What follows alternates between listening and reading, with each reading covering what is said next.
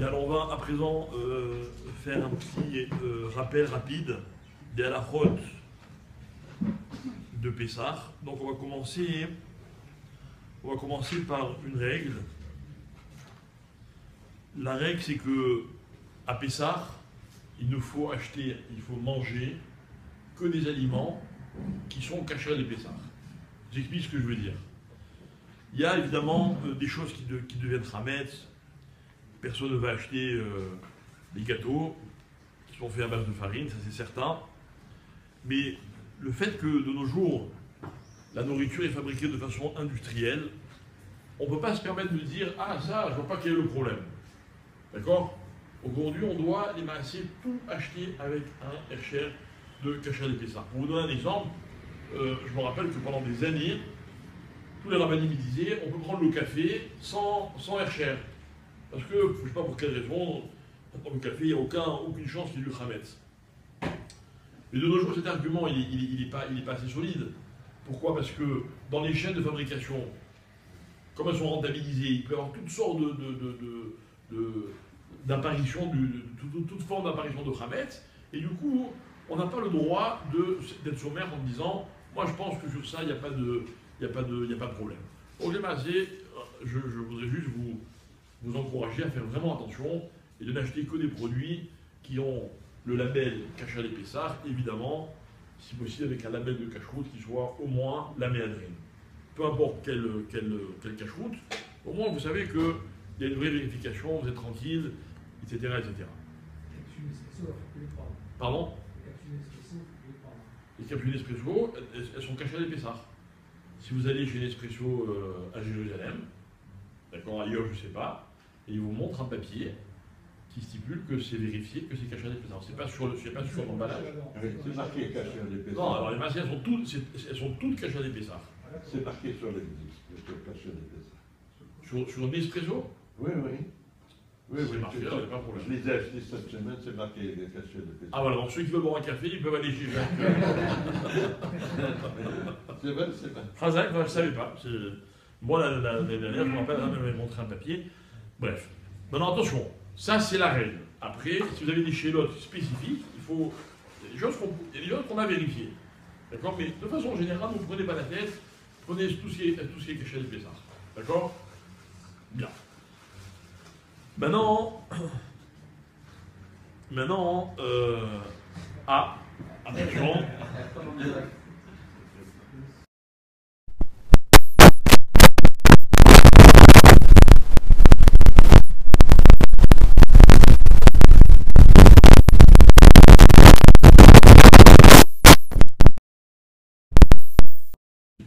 Hein? Trouve la pluie.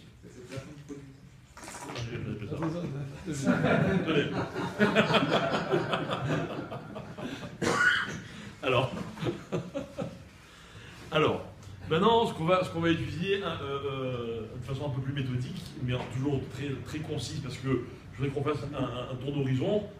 De toute façon, il faut savoir que Pessah, c'est une fête où on a des chélotes, et il ne faut pas hésiter à demander au rabbinim dans le moindre doute. Ce que je voudrais expliquer maintenant, c'est le principe de la cachérisation des ustensiles. Ok? Alors je sais que, au Hachem, de plus en plus, Yaakov, de plus en plus les gens font attention. On échange de capsule.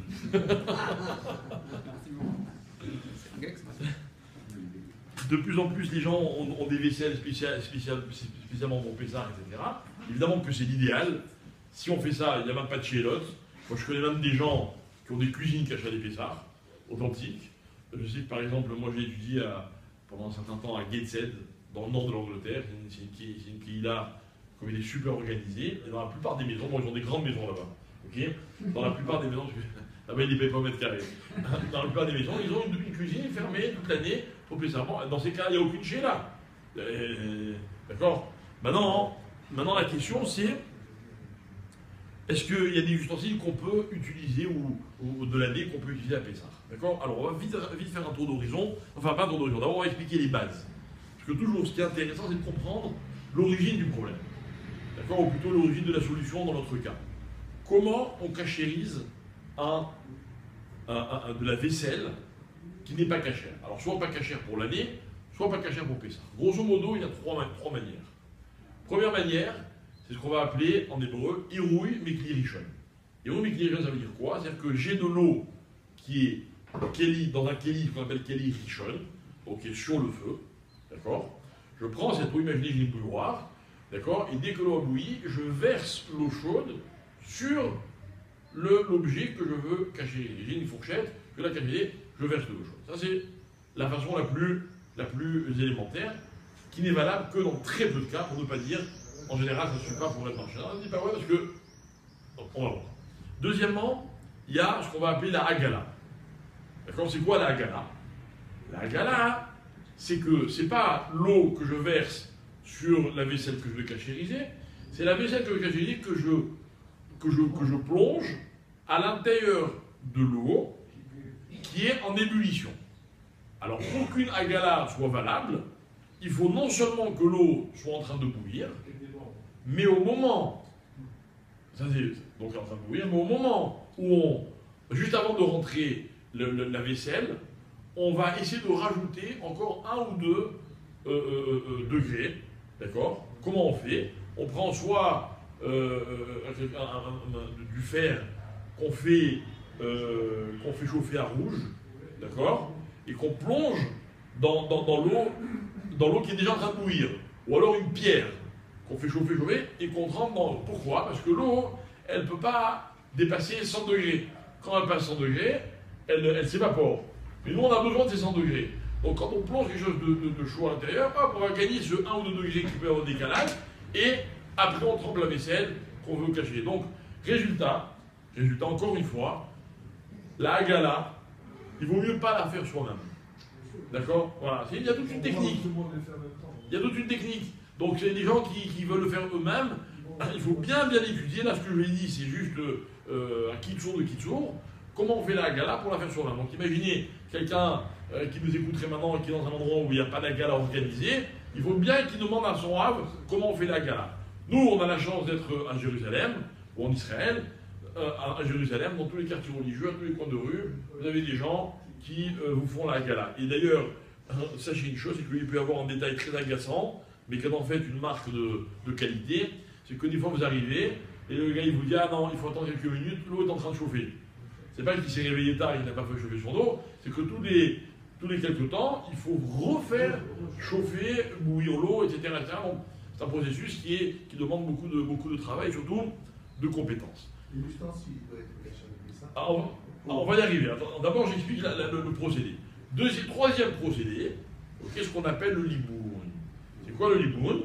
C'est quand on cachérise l'ustensile à même le feu.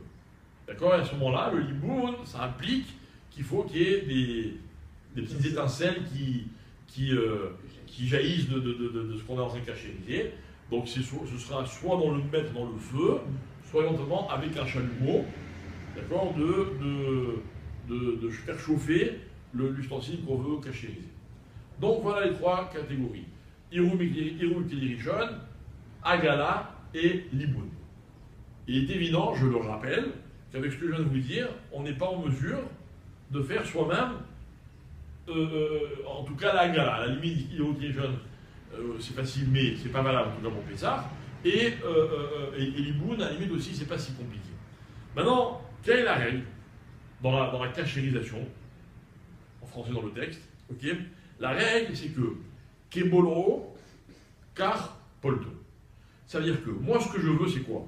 Je veux extraire le Hametz qui est incrusté dans ma vaisselle. Encore une fois, je prends ma fourchette, j'ai mangé du Hametz avec ma fourchette, ok? Je veux en enlever le Hametz. Tant qu'il y a du Hametz, je ne vais pas l'utiliser. Alors, comment je fais pour que la fourchette, elle soit polette? Ça veut dire, elle recrache littéralement, elle fait ressortir le Hametz. Alors, la règle, c'est Ke Bolo, comme ça avale, car Polto, de la même manière, ça rejette. D'accord? Donc, si j'ai utilisé un ustensile à froid, selon la règle, à froid, je rince, je fais ressortir le Hametz. Si j'ai utilisé à chaud, c'est différent. Si utilisé dans le four, c'est encore différent, on va voir. Si utilisé dans le feu, c'est encore plus compliqué à faire sortir, n'est-ce pas? C'est-à-dire que si utilisé par le feu, le seul moyen de faire sortir, c'est par le feu. Le four, pareil. Maintenant, quand j'ai une plaque de cuisson, enfin une plaque de four qui reste très longtemps dans un four qui chauffe à 250 degrés, évidemment, ça ne va pas être si facile de faire sortir le khamet. Donc, on va voir selon ces trois catégories à chaque fois, quelle est la catégorie qui peut m'aider. Donc, il y a la vaisselle que j'utilise pour manger, donc genre une assiette, une fourchette, un couteau, un verre, etc. Il y a la casserole que j'ai mis sur le feu, avec l'aliment à l'intérieur. Il y a ce qui rentre dans le four, donc tout ce qui est plat, machin, moule, etc. Et il y a tout ce qui va sur le feu, donc comment on appelle ça, des brochettes, les grilles d'un barbecue, etc., etc. Voilà plus ou moins les catégories qu'on va essayer d'expliquer rapidement. D'accord? Je ne vais pas tout vous expliquer ce matin, ne vous inquiétez pas, mais juste on commence pour avoir déjà au moins une idée. Là, le premier cas que l'on aura ici, c'est justement des fers à brochettes, d'accord? Donc vous avez comment ça se passe? Vous avez le fer, vous mettez votre viande, admettons qu'il y ait du chametz, d'accord? Admettons qu'elle soit chametz, on va toujours, hein? Des merguez, on va toujours dans le cas où il y a ma mâche du chametz. C'est vrai qu'il dit non, moi j'ai juste fait cuire des entrecôtes que j'ai découpées. Si c'est chametz, c'est chametz. Commencez pas à jouer avec ça, d'accord? Commencez pas à jouer avec ça. Bref. Maintenant, même quelqu'un qui fait la vaisselle, et dans sa vaisselle, il met des ustensiles, mais genre dans lesquels il pense qu'il n'a jamais mangé du chametz, du fait qu'il fait la vaisselle avec une autre vaisselle, on est oui en contact, même indirectement avec du chametz. Mais qu'ils sont. Donc j'ai mes brochettes elles vont sur le feu, il cuit mon chametz, le chametz il rentre à l'intérieur du fer. Comment je peux faire sortir le chametz de ce fer-là? Uniquement avec l'iboun. Uniquement en le mettant sur le feu, attendre qu'il rougisse et qu'il y ait une petite étincelle qui sorte, ou alors avec un chalumeau faire le même processus, et à ce moment-là, je peux, évidemment avec un chalumeau, faire attention que toute la longueur de l'ustensile ait été brûlée par le feu du chalumeau, ou par le feu, si je le mets à l'intérieur moi-même du feu. Voilà pour aujourd'hui, on a compris les trois principes, et on va continuer avec les différents cas. Voilà, là.